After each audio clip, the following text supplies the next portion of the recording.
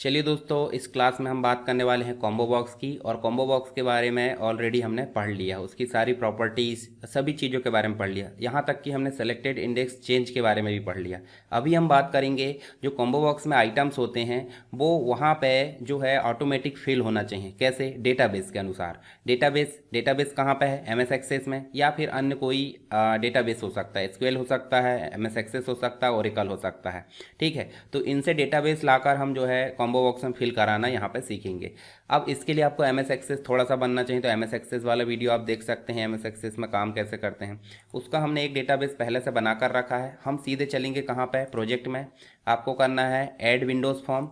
Add Windows form में आपको जाना है, फॉर्म ऐड करना है और यहाँ पे लिखना है कॉम्बो। ठीक है, कॉम्बो बॉक्स का डेटा सोर्स एक प्रॉपर्टी होती है, तो उसमें हम जो है डेटाबेस लाना देखेंगे। इस प्रकार से हम छोटा कर लेते हैं और इसका जो है बैकग्राउंड कलर आप चेंज कर दो। बैकग्राउंड कलर चेंज करने से थोड़ा सा लुक ठीक हो जाता है, यानी कि नॉर्मली नहीं दिखता। ठीक है, इस प्रकार से हमने ये चेंज कर लिए। अब इसमें हम ले लेते हैं एक कॉम्बो बॉक्स। कहाँ से लेंगे? टूल बॉक्स से। टूल बॉक्स से हम एक कॉम्बो बॉक्स ले लेते हैं और कॉम्बो बॉक्स लेकर हम इसकी थोड़ी सी फॉर्मेटिंग कर लेते हैं। ठीक है, थोड़ी सी फॉर्मेटिंग, यहाँ पे फ़ॉन्ट बढ़ा लेते हैं और फ़ॉन्ट बढ़ा के हम जो है इस प्रकार से, ये देखिए। अब इस कॉम्बो बॉक्स में हम जो है आइटम्स को कहाँ से लाना चाहते हैं? डेटाबेस से। डेटाबेस में हमारे पास ऑलरेडी आइटम होना चाहिए, तो मैं आपको दिखा देता हूँ। हमारे पास में डेटाबेस ऑलरेडी रखा हुआ है। देखिए, ये प्रैक्टिस के नाम से हमने डेटाबेस बनाकर रखा है, जिसमें स्टूडेंट नाम का टेबल बनाया है, जिसमें कुछ रिकॉर्ड है। मान लो हम इसमें और रिकॉर्ड डाल देते हैं। ये देखिए, इस प्रकार से हमने रिकॉर्ड डाल दिए और इसको सेव कर दिया। ठीक है, ये टेबल बनाना सारी चीज़ें एक्सेस में है। ये हमारा डेटाबेस सेव है कहाँ पे? डी ड्राइव में। तो हम इस डेटाबेस को लाना देखते हैं। तो देखिए, यहाँ पे आप जाओगे तो यहाँ देखिए आपको मिलेगा यूज़ डेटा बाउंड आइटम या एडिट आइटम। ये तो आप ऐड कर सकते हैं यहीं से डायरेक्ट। ठीक है, इसकी कुछ प्रॉपर्टीज़ होती है, जैसे कि मैंने सारी चीज़ बताया था। इसकी एक मुख्य प्रॉपर्टी होती है डेटा सोर्स और एक होती है डिस्प्ले मेंबर। ये दोनों ही प्रॉपर्टी आपको ध्यान रखना है। जैसे ही आप डेटा सोर्स पर क्लिक करते हो तो आपको देखने को मिलेगा यहाँ पे, ध्यान से देखिए, थोड़ा सा मैं इसको ऊपर कर देता हूँ। ठीक है, ये देखिए, यहाँ जाओगे और डेटा सोर्स नाम की जो प्रॉपर्टी है इस पर आप क्लिक करोगे तो यहाँ आपको मिलेगा ऐड प्रोजेक्ट डेटा सोर्स। अभी आपका डेटा सोर्स ऐड नहीं है तो आपको ऐड करना पड़ेगा। कहाँ से? जो आपने बना कर रखे। जैसे आप इस पर क्लिक करते हो तो आपको मिलेगा कुछ इस प्रकार से, डेटा सोर्स कॉन्फ़िगरेशन विज़ार्ड। यहाँ पे आपको डेटाबेस को सेलेक्ट करना है। जैसे आप नेक्स्ट पर क्लिक करेंगे तो फिर से डेटा सेट आएगा। नेक्स्ट, यहाँ आप देखोगे आपका डेटाबेस ऑलरेडी सेलेक्ट है, नहीं है तो आप न्यू कनेक्शन में जाइए। न्यू कनेक्शन में आपको मिलेगा Microsoft Access database file OLEDB।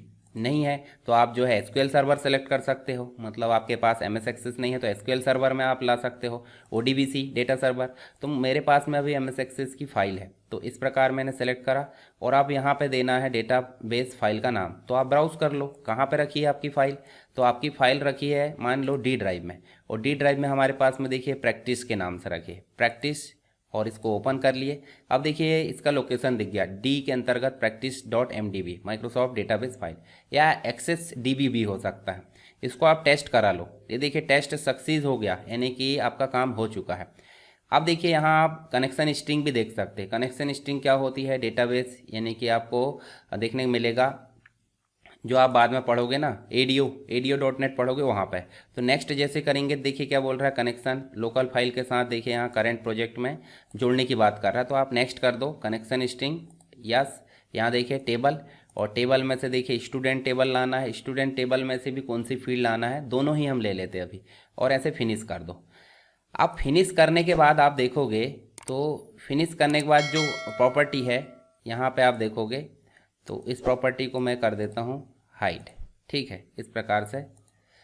चलिए इसको हम सिंपल रन करा के देखते हैं। रन कराओगे तो ये पहले का फॉर्म रन हो रहा। हम पहले क्या कर लेते हैं, सॉल्यूशन एक्सप्लोरर में जाते हैं और जो हमारा फॉर्म है सॉल्यूशन एक्सप्लोरर में जाके हम जो फॉर्म है उसको क्या कर लेते हैं, इसको इधर किनारे पर रख दो और ये सॉल्यूशन एक्सप्लोरर में जाकर प्रोजेक्ट का सीक्वेंस चेंज कर देते हैं। प्रोजेक्ट का सीक्वेंस जो अपन अपना कॉम्बो बॉक्स है, कॉम्बो बॉक्स का डेटा सोर्स वाला जो फॉर्म है उसको रन कराते हैं। रन कराओगे तो आपको एक प्रॉब्लम देखने को मिलेगी। ध्यान से देखिए, यहाँ पे आप देखिए इसको जूम करके, माइक्रोसॉफ्ट का ACE OLEDB 12.0 provider is not registered on the local machine. देखिए, आपको ये प्रॉब्लम देखने को मिल सकती है नए वर्जन में, ठीक है। तो ये प्रॉब्लम का सॉल्यूशन भी अभी मैं बताने वाला हूँ।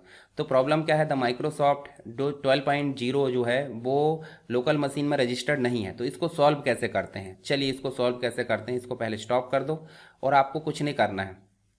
आइए मैं इसको इधर सेट कर देता हूँ। चलिए, यहाँ पे आपको जाना है सॉल्यूशन एक्सप्लोरर में और आपको जाना है प्रोजेक्ट में। प्रोजेक्ट के ऊपर राइट क्लिक करना है, आपको जाना है प्रॉपर्टीज़ में। प्रॉपर्टीज़ में जब जाओगे तो आपको मिलेगा, देखिए एप्लीकेशन, कंपाइल।